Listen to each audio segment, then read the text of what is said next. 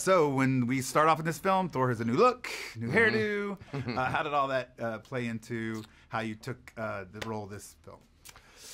I think the objective from, even years before we'd written the script was to change this film up in some way. I think it all started to feel a little bit familiar and predictable, and I called Kevin Feige and said, we got to do something different here.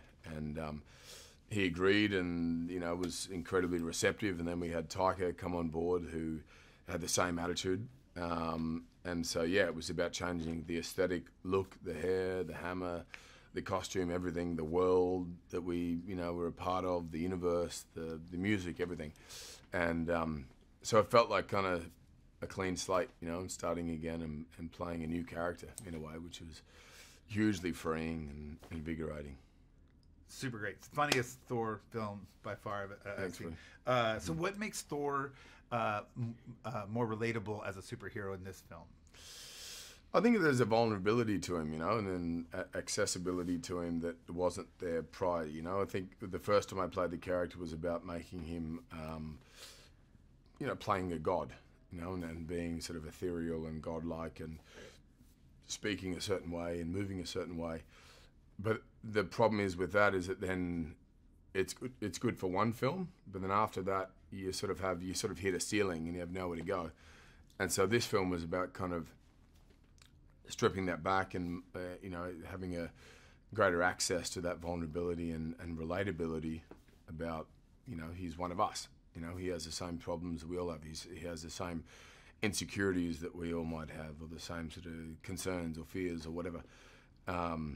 And then so we sort of did away with any exterior sort of confidence, and he was almost on the back foot a lot of the time, which is a lot more fun to play. There's a self-deprecating sort of attitude and sense of humor that comes into play there. Interesting. When I talked to Taika, he said that he also felt like Thor sort of took on a maternal essence, because he was taking care of everyone, from Hulk, from all that stuff. Do you have any?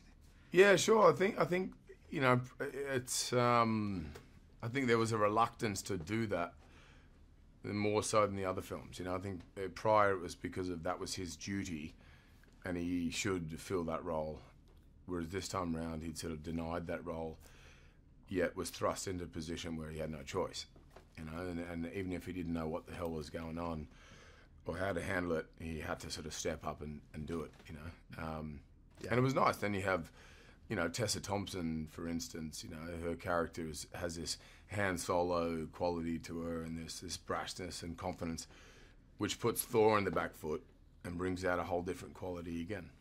So, last question, because they're gonna wrap me up. When you were shooting in Brisbane. Mm-hmm. Brisbane and the Gold Coast. Brisbane, there was this amazing outpour, like fans constantly. It's kind of hard to shoot sometimes.